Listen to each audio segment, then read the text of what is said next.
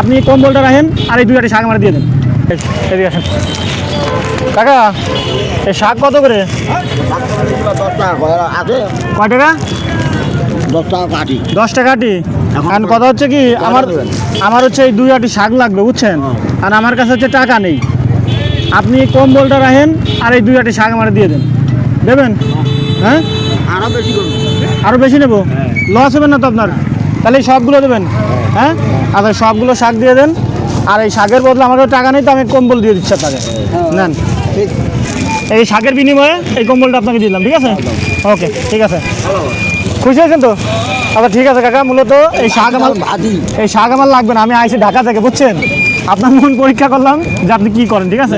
এই কম্বলও আপনার, এই শাকও আপনার, আপনি এই শাক বিক্রি করে ফেলা দেন, সমস্যা নাই, ঠিক আছে? আর যে মন চাইছে কারো দিয়ে দিতে, কারো দিয়ে দেন, কোনো সমস্যা নাই, ঠিক আছে? এই কম্বলটা আপনার। ওকে, খুশি হয়েছেন?